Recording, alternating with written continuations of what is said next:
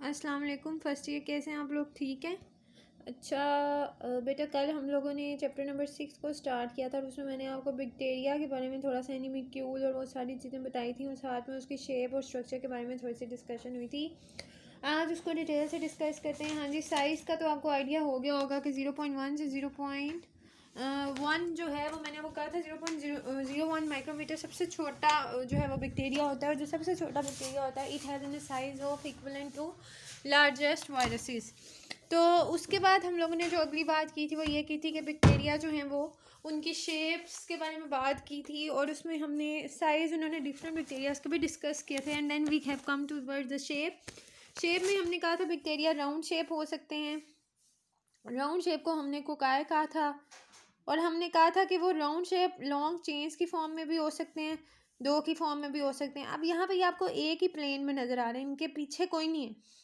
तो जब वो दो की फॉर्म में है तो वो डिप्लोकोकस हैं, जब वो लॉन्ग चेन की फॉर्म में है तो वो स्ट्रेप्टोकोकाई हैं।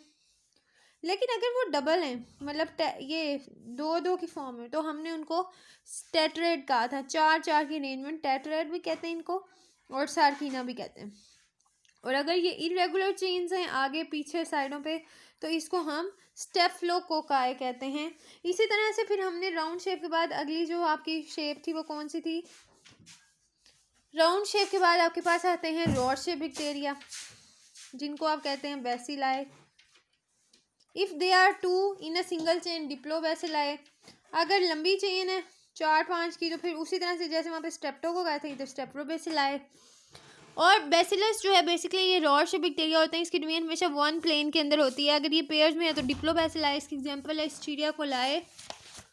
नेक्स्ट आपके पास आता है कोमा शेप बैक्टीरिया, जिसको आप वाइब्रो भी कहते हैं या इसको स्पायरोलम भी कहते हैं। ठीक है, स्प्रिंग की शेप का होता है लाइक दिस। ठीक है, अब जो स्पाइरल शेप बैक्टीरिया इसको स्पाइरलम या वाइब्रो भी कहते हैं, वाइब्रो भी कहा जाता है इसको। और इसकी दो फॉर्म्स होती हैं, एक होती है स्पाइरोचीट और एक होती है स्पाइरलम। ठीक है, कौन सी होगी? स्पाइरोचीट। और दूसरी कौन सी होगी? स्पाइरलम। अगर तो ये जो थिन है इसकी रॉड की शेप बहुत थिन सी है तो ये स्पाइरोचीट है। अगर ये थिक रॉड है तो ये क्या है? स्पाइरलम। ठीक है, अगर बहुत थिन है तो स्पाइरोचीट, अगर थिक है तो स्पाइरलम।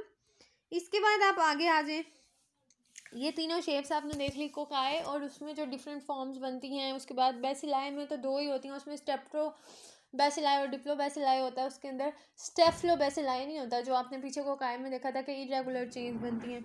इसी तरह से स्पाइरलम हो गया। अब हमने देखना है शेप ऑफ और स्ट्रक्चर की बात अब करनी है। Structure of bacteria.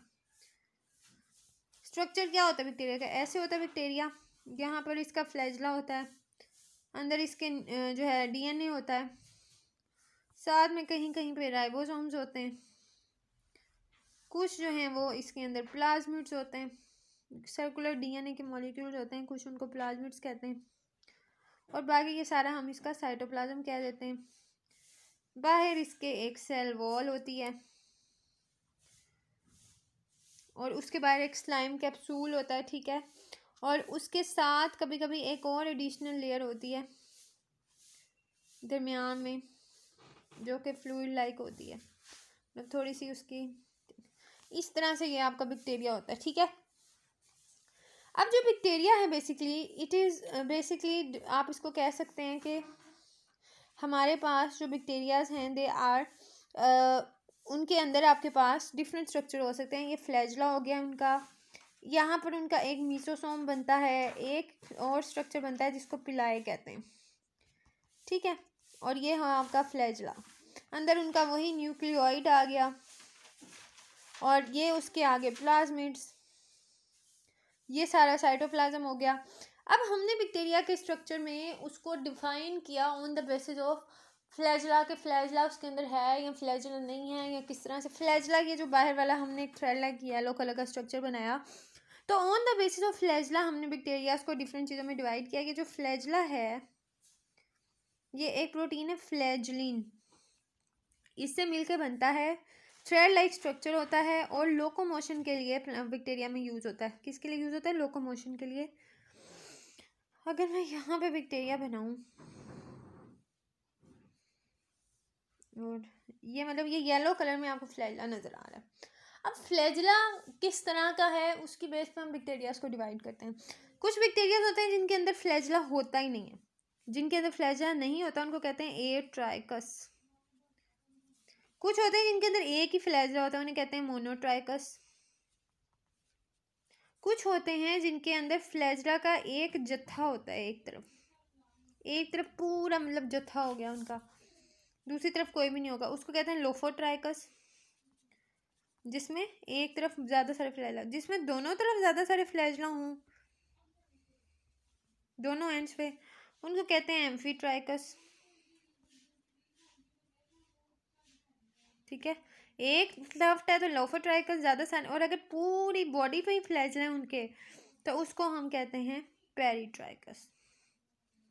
ठीक है, इस बेस पे एट्राइकस जिसमें फ्लैजिला होता ही नहीं है, मोनोट्राइकस जिसमें एक फ्लैजिला होता है, लोफोट्राइकस जिसमें फ्लैजिला का पूरा जत्था एक तरफ होता है, एम्फीट्राइकस जिसमें दोनों तरफ जत्था होता है, और पेरीट्राइकस वो होते हैं जिनके अंदर पूरी उसकी बॉडी को फ्लैजिला ने कवर किया होता है।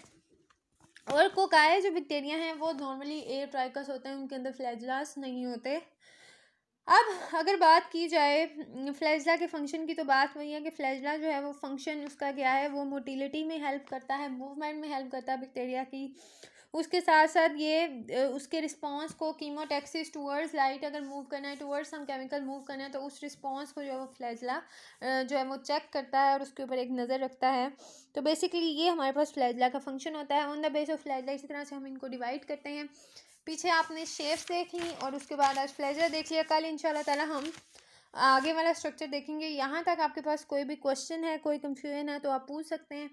और इसके आपने जो नोट्स बनाने हैं उसके अंदर आपने फ्लैजिला और उसकी क्लासिफिकेशन कि किस किस तरह से हम फ्लैजिलास को डिफ़ाइन करते हैं, फ्लैजिलिन प्रोटीन से मिलकर बना हुआ है। शेप्स ऑफ बैक्टीरिया आपको पता होनी चाहिए। कोकाए हैं तो कोकाए में कौन कौन सी अरेंजमेंट हैं आपके पास, अगर बेसिलाए हैं तो उनके अंदर कौन कौन सी अरेंजमेंट है आपके पास, अगर स्पाइरलम या स्पाइरोचीट हैं तो उनके क्या क्या करैक्टर्स हैं, ये आपको सारा कुछ बहुत अच्छे तरीके से पता होना चाहिए। यहाँ तक कोई भी क्वेश्चन है तो पूछ लें।